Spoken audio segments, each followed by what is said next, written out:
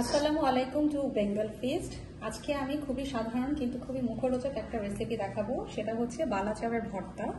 বালাচাও হচ্ছে মূলত চিংড়ি শুটকি, সেটা একদম ড্রাই করে তেলের মধ্যে ফ্রাই করা হয়, সাথে পেঁয়াজ এবং রসুন বেরেস্তার সাথে থাকে, সাথে সামান্য লবণ এবং মরিচের গুঁড়াও অ্যাড করা থাকে, কিন্তু সেটা খুবই সামান্য পরিমাণ।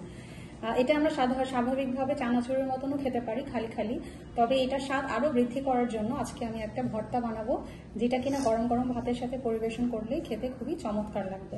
তাহলে আজকে আমরা শুরু করছি বালাচাওয়ের ভর্তা। এর জন্য প্রথমেই যেটা আমাদের লাগবে সেটা হচ্ছে গিয়ে বালাচাও। আমরা একটা মিক্সিং বোলে বালাচাওগুলো নিয়ে নিলাম, এটা এক পাশে রাখছি। এর সাথে আমাদের লাগছে শুকনো মরিচ। আমি শুকনো মরিচের সাথে সামান্য একটু লবণ অ্যাড করতে চাই, করে শুকনো মরিচটা খুব ভালো করে মিশিয়ে নিই।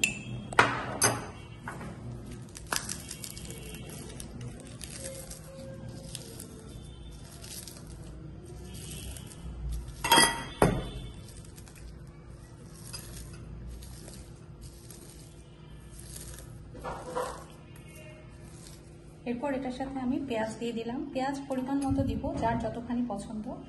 পেঁয়াজ যত বেশি দেওয়া যায় পেঁয়াজ কামড়ে পড়লে মজা লাগে, তাই আমি পেঁয়াজ পছন্দ করি, একটু বেশিই দিলাম।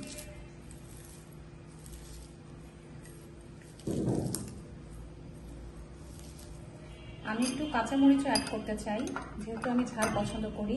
শুকনো মরিচের সাথে একটু কাঁচামরিচও অ্যাড করি, সাথে দিয়ে দিচ্ছি একটু ধনেপাতা। এটার সাথে খুবই সিম্পল, আমাদের হাতে থাকা খুব সাধারণ উপকরণ দিয়ে আমরা এটা রেডি করতে পারি। এখন খুব ভালোভাবে সব উপকরণ ভালো করে মেখে নিতে হবে। খুব বেশি প্রেশার দেওয়া যাবে না, যাতে করে শুটকিগুলো বা পেঁয়াজ বেরেস্তা যেগুলো আছে সেগুলো ভেঙে যায়, একদম ভেঙে গুঁড়ো গুঁড়ো হয়ে যায়। খুব অল্প হাতে মেখে নিতে হবে।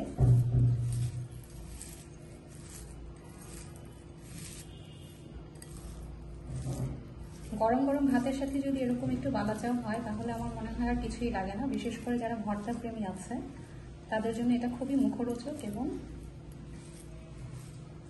লোভনীয় খাবার।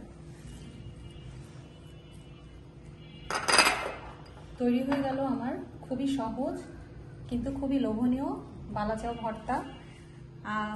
আশা করি রেসিপিটি সবার ভালো লেগেছে। যারা ট্রাই করেননি তারা অবশ্যই একবার হলেও ট্রাই করে দেখবেন এবং কমেন্ট বক্সে জানাবেন রেসিপিটি কেমন লাগলো, এবং সাবস্ক্রাইব করতে ভুলবেন না আমার চ্যানেলটি। Thank you, thanks for watching.